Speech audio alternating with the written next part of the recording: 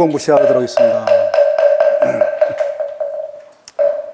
예, 불교가 일어날 때에 부처님께서 이 세상에 출현하실 때에 굉장히 팽배한 종교, 사람들을 사로잡고 있었던 종교가 바로 이렇게 피제사를 지내서 사람이나 동물을 죽여서 제물로 올려서 인간의 화복, 길흉 화복을 조정을 하려고 하는 것, 이런 신앙이 있었다라고 하는 것입니다.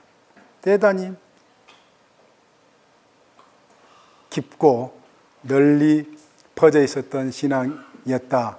그걸 우리가 우빠가경에 그 단적으로 아까 제가 읽어드리고 구라단두경에서 읽어드리고, 그 외에 경전에 더 실감나는 것 우리 자료집에는 제가 넣지 않았습니다만 설명해 드리도록 하겠습니다. 어떤 경이 있느냐, 앙굴리말라 다 한 번씩 들어보셨죠? 99명을 죽여서 뭘 목걸이로 만들었습니까? 손가락. 99명 자기 스승에게 꿰매 떨어져서 인신공양, 사람을 희생물로 삼는 99명으로 삼는 그 이야기예요. 앙굴리말라 예전에 바라문교에서는 스승의 가족과 함께 같이 살아요. 그런데 스승의 가족 사모님, 스승의 부인이 젊은 앙굴리말라의 염심을 느껴가지고 앙굴리말라와 사랑을 나누려고 했는데, 앙굴리말라 어떻게 스승의 부인과 사랑을 나눌 수 있겠는가 해서 거부를 하니까는 그 스승의 부인이 앙굴리말라를 그렇게 모함에 빠뜨려서 내보내버리게 하기 위해서 스승에게 거꾸로 어때요?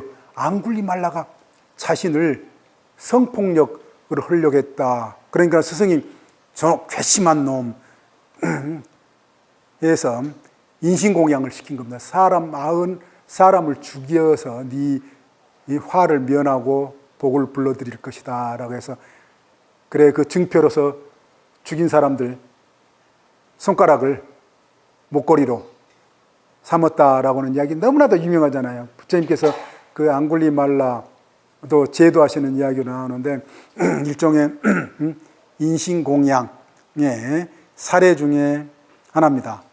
더 아주 흥미로운 게 뭐냐, 대예도 반열반품. 대예도라는 것은 부처님의 양모이면서 이모인 대예도 마하빠자빠띠 빨리로는요, 예, 대예도 반열반품.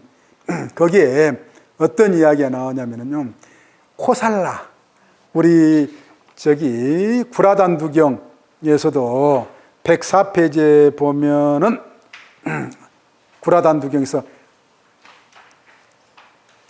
파사닉 왕은 곧 이 마을을 구라단두 바라문에게 보응해 주어 범분으로 삼았다. 그 이야기 나옵니까? 안 나옵니까? 나옵니다. 파사닉 왕이 바로 코살라 왕 파세나디다라고 하는 것입니다. 예. 그런데 이 파사닉 왕이요, 한 번은 꿈을 꿨는데요, 너무나도 흉몽을 꾸었어요. 자신 아주 실감나는 흉몽을 꾸어서 바라문 사제를 불러다가 이 흉몽의 징조가 뭐냐 물으니까는 그 바라문 사제가 뭐라고 하냐면요, 이 꿈은 황제인 당신이나 당신의 아들 황태자가 죽을 꿈이다. 그러니까는 그 황제가 권력을 가진 사람일수록 뭐에 더 연연해요? 생명에 더 연연하잖아요, 그 자리에. 그래, 어떻게 하면은 죽지 않을 수 있는가? 그러니까 그 바라문 사제가 제가 가장 사랑하는 사람을 죽여서 제물로 올리는 희생, 액땜, 즉 황제와 황제의 아들이 죽는 것을 대신한 액땜으로 누구를 삼으라는 거예요? 가장 사랑하는 사람을 삼아서 피제사, 제물로 유혈제사, 가톨릭에서 이야기는, 천주교에서, 기독교에서 원래 이야기는 그 제사를 지내면은 그 죄를 면할 수 있다, 살 수가 있다, 그렇게 이야기를 해요. 그 파세나디 왕의 부인 이름이 뭔지 아세요? 말리카. 지금도 인도 제가 살았던 데 자스민 나무가 입구에 있었어요. 자스민, 말리카, 말리 나무가 자스민. 부처님 시대잖아 지금이야. 자스민 차 어디서 주로 마셔요? 중국집에서 주로 마시죠. 예, 약간의 우스갯소리. 예. 그 말리카 부인은 우리 그 무량수경, 관무량수경에서도 그러고 전반적으로 승만경에서도 대단히 불심이 아주 돈독한 부인, 승만 부인으로도 번역이 되어 있잖아요. 공부를 아주 열심히 했. 그래, 그래도 더 문제는 뭐예요? 까딱 잘못하면 어떻게 지금 되겠어요? 죽게 생긴 거예요. 예전에 남자들은 여자는 반야 부수물, 종속물이었어요. 또 언제든지 자기 살기 위해서는 죽이고 또 다른 여자 들이놓을 수 있으니까요. 그것도 황제 신분에서. 그러니까 말리 부인이 아주 큰일 난 겁니다. 누구한테 쫓아갔겠어요? 바로 부처님한테 쫓아가서 그 보고를 한 거예요. 그러니까 부처님이 이제 처방지한, 흉몽이 아니라 왜 이게 흉몽일 수가 없는가를 이제 설명을 해줘서 이 파세나디 왕을 설득을 시키고 또 부처님 말씀이라고 그러니까는 설득이 됐죠. 아무 일이 없었습니다. 오히려 더 좋은 일이 있었어요. 우리 꿈 해몽과 관련해 가지고 이것에서도 그냥 뭘 알 수가 있느냐? 이 파세나디 왕이 여기서도 자기의 바라문 사제에게 번분을 줬다고 그러잖아요. 그 종교의 사제에게 땅을 줬다는 거예요. 땅과 재산을 줬다는 이야기입니다. 그럴 정도로 이 파세나디 왕은 나중에 이제 부처님에 귀의해가지고 아주 열렬한 독실한 불교 신도가 되지만은 황제인 입장에서 또 종교관리 입장에서 바람교도 지원을 해줬다라고 보는 게 맞아요. 불교도 지원을 하고 해요. 석가모니 부처님 불교도 지원하고. 그런데 분명해서 뭐예요? 그러한 희생제의가 있었다는 거예요. 분명히 거기서도 나타난다라고 하는 거. 이 외에도 경전에 보면은요, 수없는 희생제의가 설명이 되는데, 우리 교재에서는 그 희생제의를 사성대해라고 그렇게 번역이 되어 있습니다. 103페이지 위에서 만일 사성대에서 그 한자는 제가 지금 102페이지에도 있네요. 사성대 가로치고, 그리고 제가 칠판에다도 이렇게 써져 있습니다. 한문 자바함 경전에는 중국에서요, 이걸 사성대 이한문으로 옮겼어요. 그런데 장암에서는, 지금 구라단두경에서는 뭐로 한문을 옮겼느냐라고 하면은요, 다른 말로 옮겼다. 제사나 공사, 제사, 공사. 우리가 제사 지낸다 말 쓰잖아요. 지금 가톨릭에서도 천주교에서도 뭘 써요? 제사라는 말, 희생제의를 이렇게 써요. sacrifice라고는 예수 죽은 그 사건을 제사라는 말을 써서, 그래서 유혈제사, 무혈제사, 인터넷 검색해 보세요. 유혈제사, 무혈제사 하면 천주교, 가톨릭, 원래 기독교 뿌리, 기독교 중심 신앙, 예수가 피 흘려 인류의 죄를 대신 속죄했다. 이걸 예수는 무슨 제사? 피본 유혈 제사. 그리고 무혈 제사는 지금 뭐로 계속 반복되고 있다? 아까 말씀드린 어떤 의식으로? 미사 의식, 미사. 예수의 피와 살을 상징하는 빵과 포도주, 중요한 미사 의식의 상징물로 성당 한 번씩 가보세요. 그러면서 저 종교가 저런 게 중심이구나, 핵심이구나, 참 불교 입장으로 보면 엉을토당토않구나. 저런 신앙의 어떤 골격에 사로잡혀 있는 사람들이 아직도 우리에게 이렇게도 많구나 걸 공부를 할 수가 있어요. 반문 교사가 가능합니다. 우리가 이웃 종교, 그래서 그런 데서 한번 가서 보면서 부처님 가르침의 의미를 다시 되새겨 볼 수가 있다. 부처님 가르침이 어떤 의미를 가지고 있는가. 그래서 장하하면서는 제사, 유교에서도 원래 중국 문화권에서 마찬가지죠. 동물을 죽여서 제사 지낸 거예요. 각골문자. 중국에 한자가 안전이 되기 전에요. 각골문자를 풀어보니까 각골문자 어떤 게 해독이 됐는지 아세요? 대양패야. 오늘은 저 피부 하얀 놈들을 몇 명 정도 잡아다가 오늘 제사 지낼까요? 뼈마디에 백골문자 그 쓰여 있던 게 최근에 발견됐어요. 중국에서. 거기서 피부이 흰 사람들이 중국 사람들도 우리하고 인종적으로 같죠. 그러니까 흰 피부에 가까운데 더 피부이 하얀 사람은 누구를 의미해요? 네? 백인, 유럽계 사람들. 예전에 중국 서북부 쪽에요. 그쪽에도 백인 계통, 유럽 계통 사람들이 굉장히 많이 살았어요. 굉장히 많이 살았습니다. 그런데 그 사람들이 다 쫓겨져 나갔잖아요. 최종적으로는 몽골에 쫓겨져 나가가지고 이제 유럽이나 터키 정도까지 이제 백인 계통 사람들이 살고 있고, 그 사실은 저는 우리 동아시아와 거의 경계에서 백인 계통 사람들이 많이 살았습니다. 그런데 이제 중국 사람들이 더 힘이 세가지고 이 백인 계통 사람들 그 변방에서 잡아다가 제물로 죽여 제사 지는 게 각골문자, 뼈를 해독해 보니까는요, 뼈에 원래 한자가 새겨져 있잖아요. 그게 나온 거예요. 예전에 중국에서도 그랬다는 겁니다.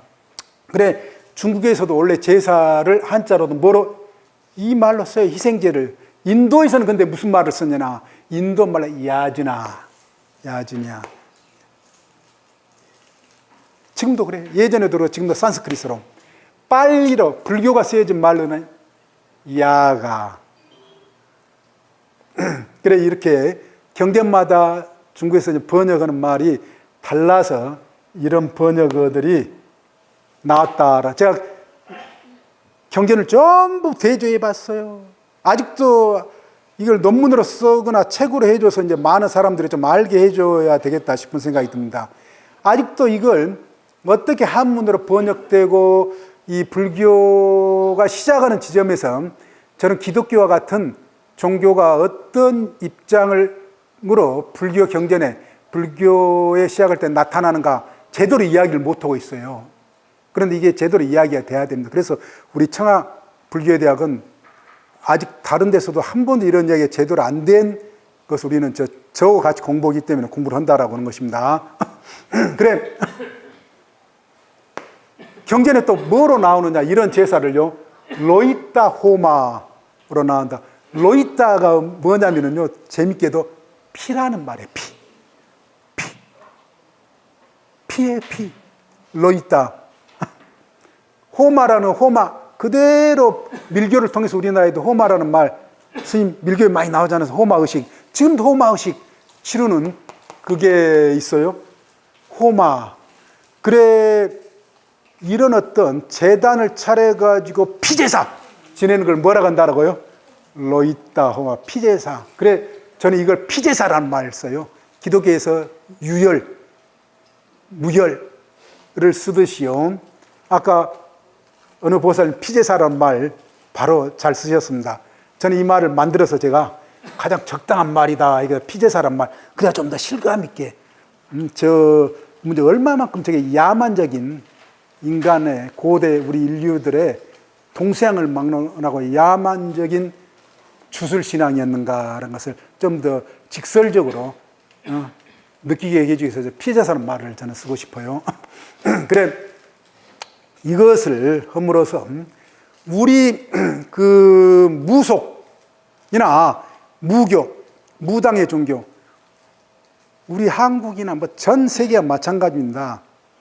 굉장히 지금도 뿌리 깊어요. 굉장히 뿌리 깊습니다. 아무리 절에 보살님들, 거사님들 오래 다니고 또 부처님 공부 열심히 했다고 하더라도 무속적 세계관, 무속적 신앙에서 자유롭다, 자유롭지 않다? 자유롭지 않아요. 물론 저 같은 사람은 저는 자부를 해요. 자유로워요. 청소가 아주 깔끔히 이런 문제에 대해서 오랫동안 아주 고민을 해오고 제 자신의 세계관을 불교적으로 확립하기 위해서 노력해오면서 살기 때문에 추호의 어떤 기웃거림이라든지 여기에 뭐 의심을 한다거나 여기에 뭐 발을 한 발자국 내딛나 이런 일은 제게는 없습니다. 그렇지만 우리 많은 우리 불교인들에게 있어서요, 아직도 주술적, 무속적, 무교적 세계관, 그 신앙에요, 굉장히 깊이 배어져 있는 놈도 있고, 또한 난 그로부터 부처님 정법을 따른다 하고 있지만 사실 알고 보면은 그로부터 완전히 벗어나지 못하는 경우가 많은데, 그건 그 신앙의 핵심 사상이 뭐라고요? 액땜, 대속이라고는 뭔가 우리를 그것을 바쳐서 대신 자기의 벌 받을 것을, 자기의 행복이 감해지고 불행이 올 것을 불행을 막고 행운을 오게 하는 이런 어떤 액땜의 어떤 생각들, 신앙들, 인과법이 아닌 업보에 따른 어떤 그런 부처님법이 아니라 그런 것이 생각이 조금이라도 남아있다면 그게 바로 무속적이고 주술적이고 우리 인류의 아주 고질적인 야만적인 신앙행위라고 하는 겁니다. 죽이어서 재물을 올려서 자신의 안위를 차지하려는 우리가 그 말이 재수 있다, 재수 없다 써요, 안 써요? 그 숫자가 무슨 숫자예요? 재물제자에다 우리가 수학할 때 산수할 때 이 숫자, 신수가 환하다 할 때 몸신자에다 무슨 숫자예요? 알아요, 몰라요? 이 숫자예요. 이 숫자예요. 또 운수가 좋다, 나쁘다. 운수 무슨 숫자예요? 이 숫자예요. 이 수가 뭐예요? 하나, 둘, 셋, 넷 할 때 이 수예요. 맞아요. 그런데 왜 우리가 신수, 재수, 뭐 운수 등등의 수 틀렸다 써요, 안 써요? 수. 이런 게 사실은 대략 우리 일상생활에서 그냥 사용을 했지만 알고 뜯어보면은, 헤쳐보면은 전부 이런 주술적인, 그렇지만 이게 기독교가 마치 여러 어떤 사상으로 포장이 돼가지고 현대인들을 마치 이런 신앙하고 상관없는 것처럼, 자기들 핵심 신앙이 아닌 것처럼 그렇게 많은 사람들이 알고 뭐 사랑이니 뭐니 그렇게 이야기하고 있는 것처럼, 우리 동양에서도요, 사실 이런 어떤 주술적인 가장 기본이 바탕이 된 게 주역이라든지 운명에 관한 우리 동양에다 철저하게 이 사상이 바탕이 되어 있습니다. 수. 그래서 가장 많이 주술이라든 우리 전통 신앙에서 많이 쓰는 말이 뭐예요? 대수대명. 대신 수를 얻고, 대명, 제가 잘못 썼습니다. 대명, 여기도 대예요. 근대자가 아니라 대신 명을 얻는다. 여기죠. 다 아시죠? 제가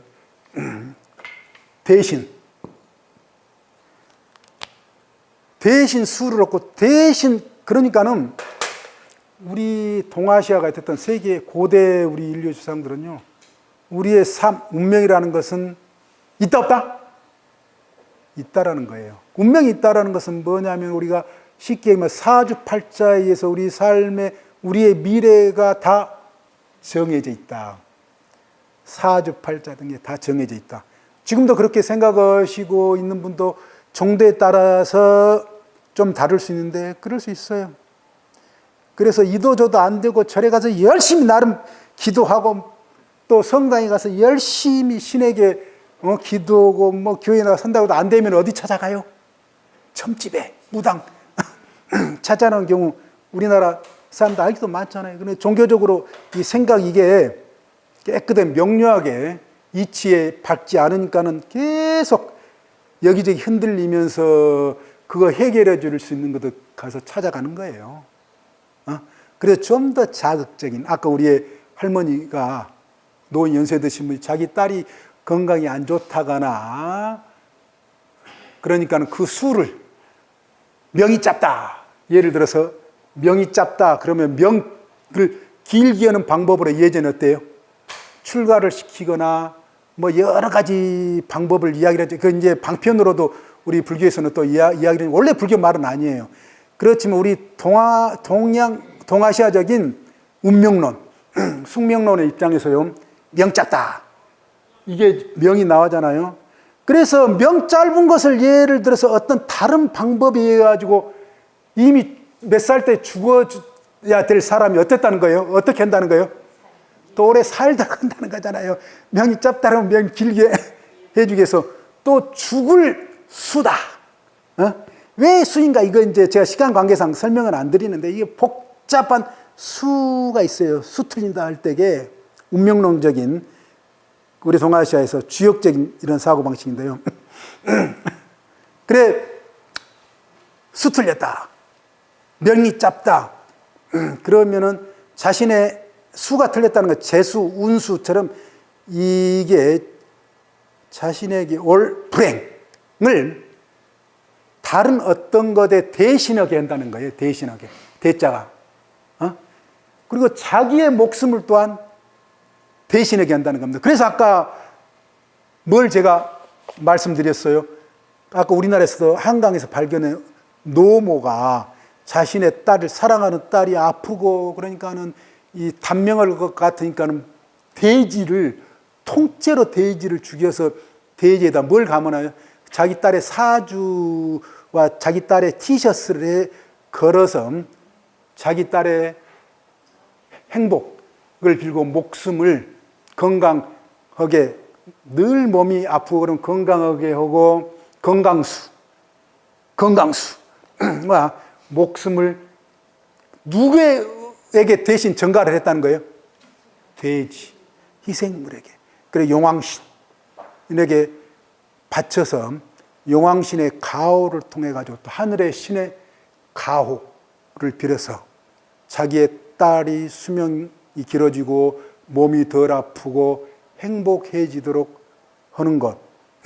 이 신앙, 한마디로 이걸 대수대명이라고 합니다. 인터넷 검색해 보세요.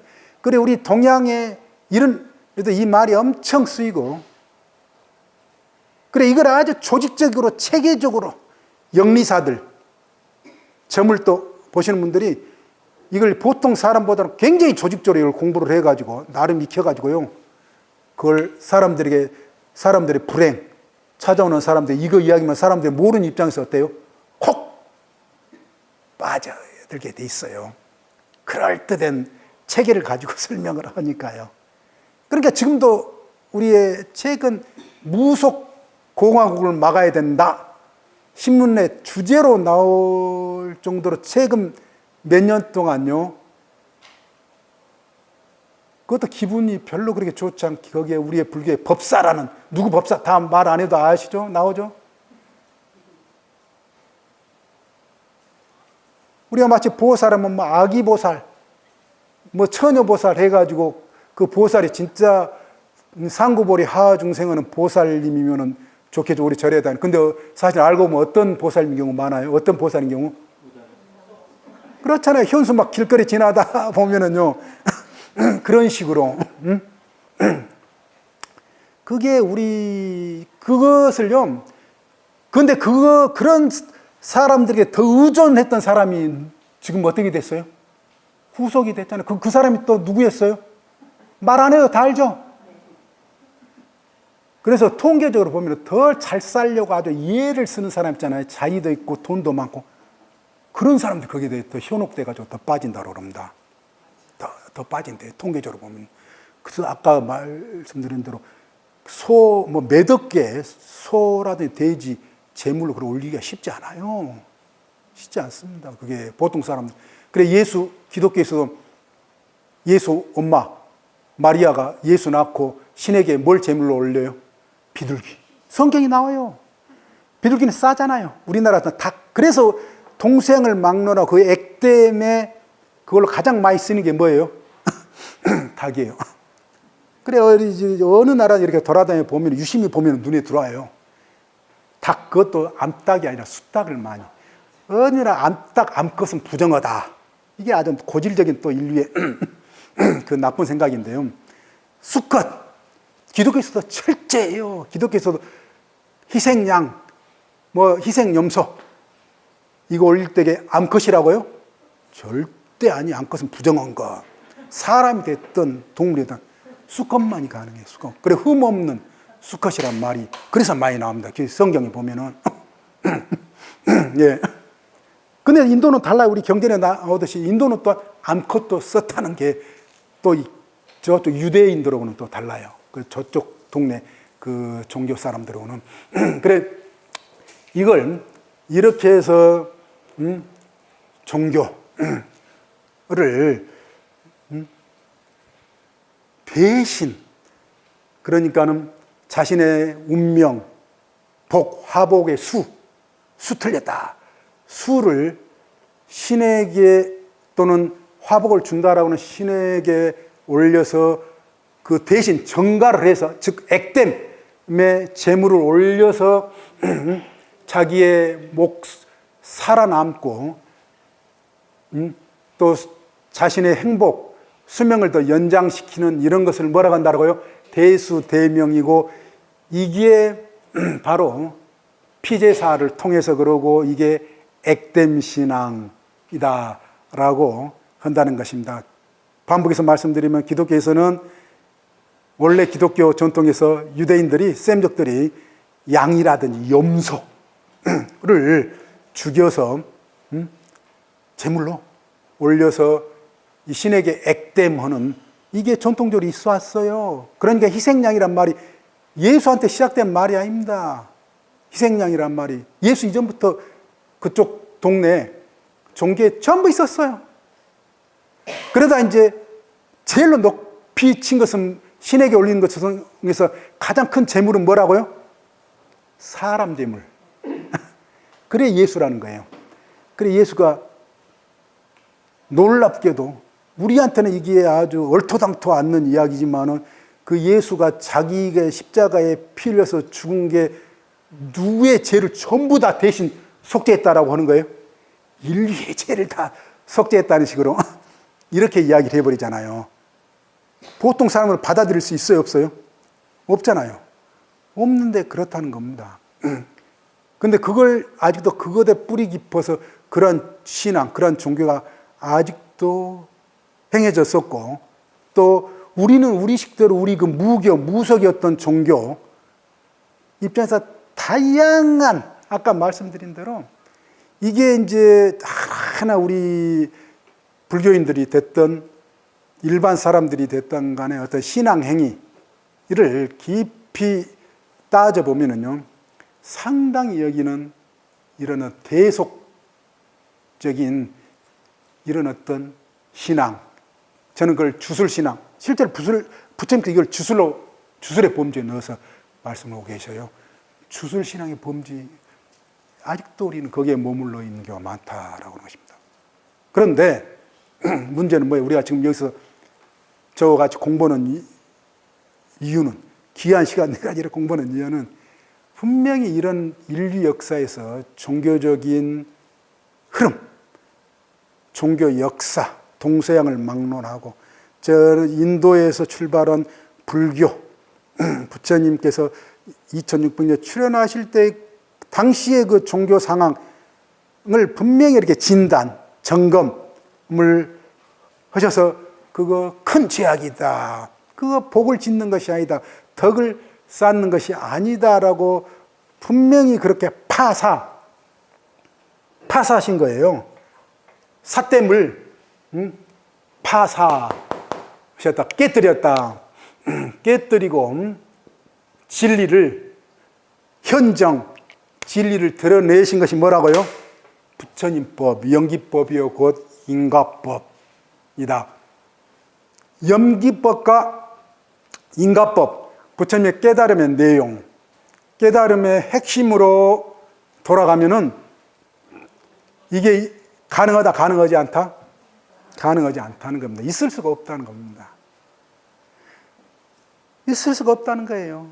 그런데도 아직까지 우리 인류를 사로잡고 있고 더 나아가서 부처님 공부를 하는 사람들에까지 이러한 생각으로부터 아직 자유롭지 못한 사람들이 정도의 찬이 있지만은 있다 그런 것은 이건 우리가 크게 한번 반성을 해봐야 된다. 점검을 해봐야 된다라고 하는 것입니다. 전번에 제가 부다 빅캐스천에서 촬영을 하면서 사전에 이제 그 부다 캐스천 PD가 같이 스님과 중앙성가대에서 박사학위를 받으신 스님과 저하고 이제 같이 제가 전반부 초기 불교에서는 무속을 어떻게 이야기를 했는가를 이제 점검을 하는 이야기와 이제 스님은 또 우리 현실에서 무속이 어떻게 우리 불교계에 작용하고 있는가, 이게 이제 대기설법 차원이든 뭐예요? 차제설법 차원이든 간에 이런 걸 이제 설명해 주시기 위해서 이제 그렇게 기획을 해가지고 했지만은 거기서 이제 우리 그 PD가 아주 왜 이걸 이제 했느냐라고 하면은 우리나라에 있잖아요. 유튜브라든지 다른 여러 매체에서 불교라든지 기독교라든지 뭐 여러 종교보다 가장 그런 어떤 여러 매체를 통해 가지고 돈을 많이 버는 단위가 어느 정도 비교할 수 없을 정도 규모도 크고 다양하고 많은 데가 뭐라는 거예요? 저도 놀랐어요. 뭐라는 겁니까? 무속이라는 거, 무속.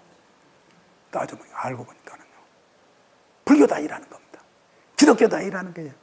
개신교도 아니고 천주교도 어떤 종교도 아니고 무속과 관련된 이 주술과 관련된 이것으로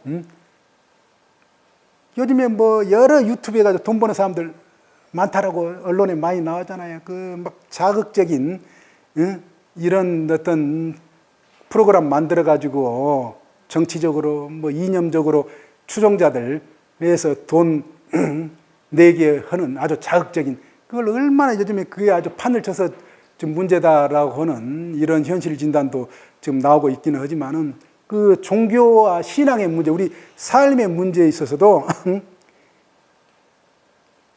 저런 주술적인 이런 식의 것을 설교하고 설파하는 사람들이 가장 돈 많이 번다는 거예요. 많이 인기 있고 일반 사람들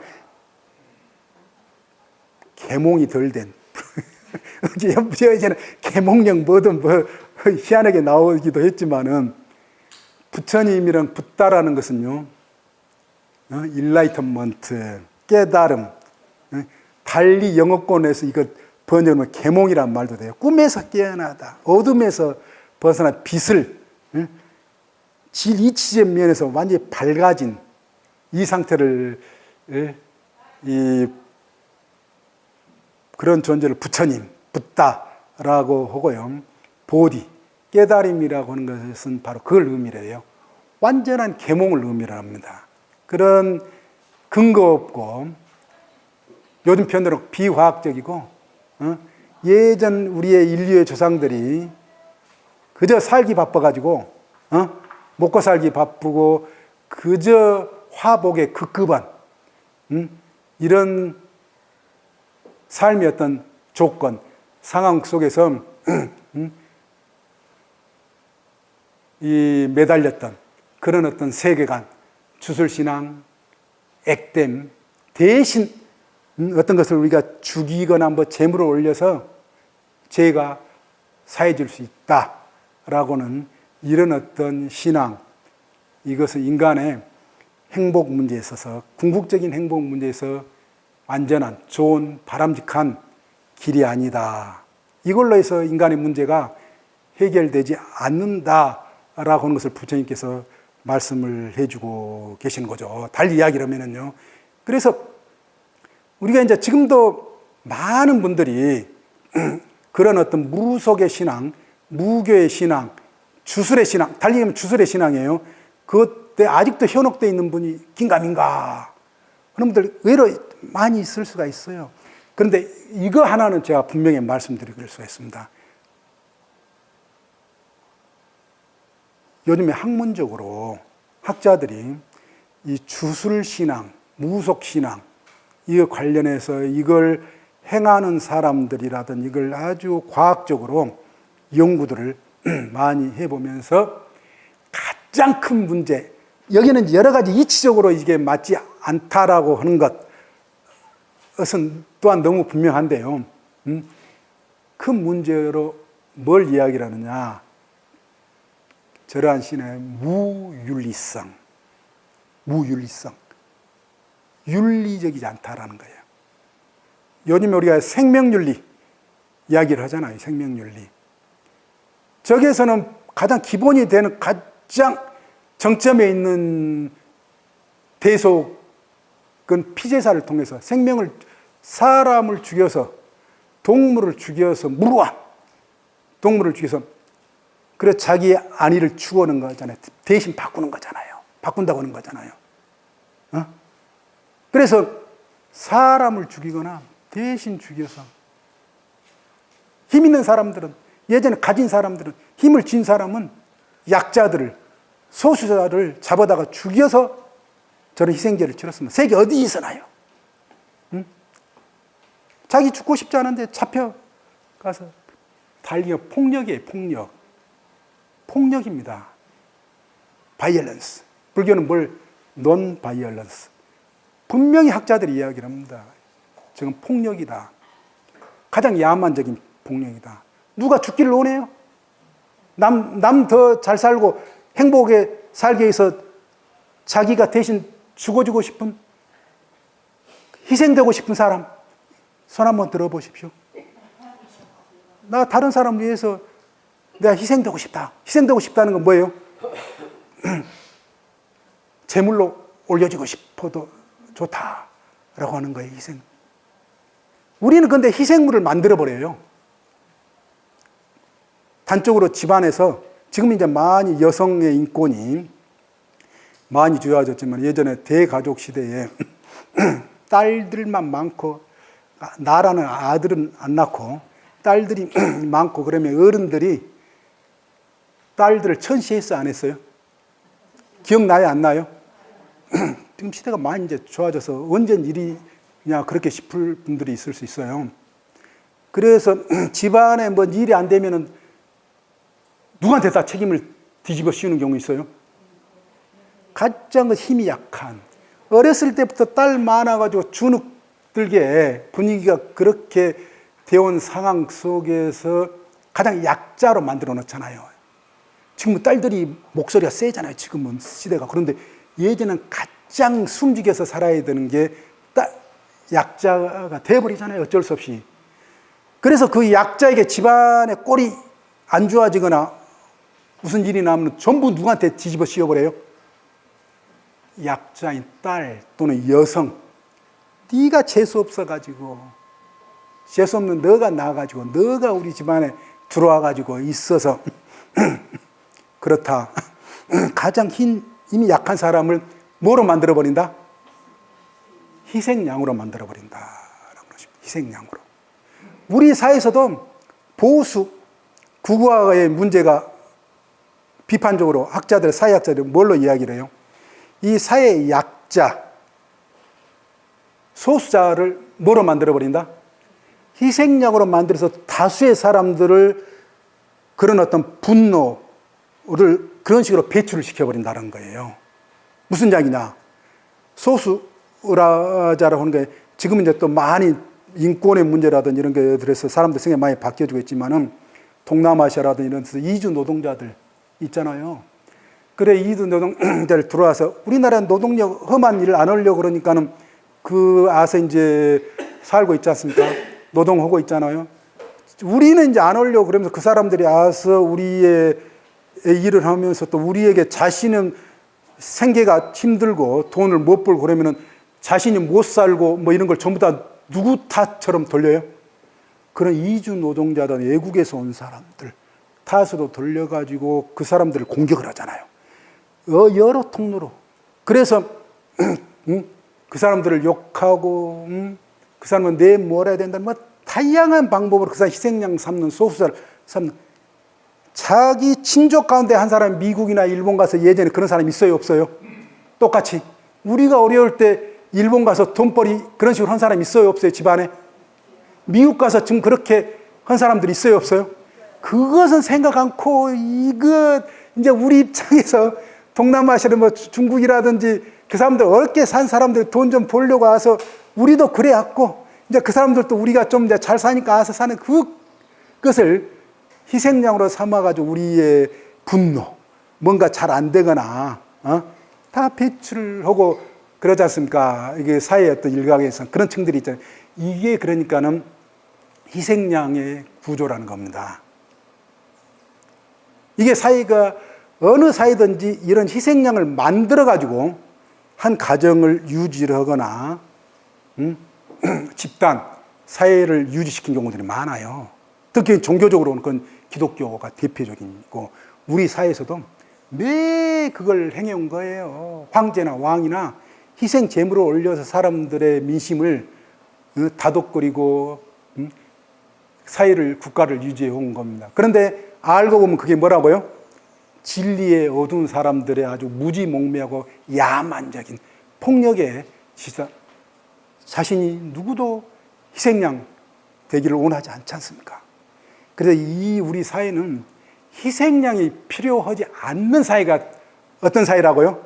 좋은 사회, 바람직한 사회. 만들어서도 안 되고 되어서도 자기가 그 처지에 떨어져서 안 되는 우리 그런 인권이 발달한 민주사회로 나아야 된다라고 하십니다. 왜? 오늘 강의 여기서 마치도록 하겠습니다.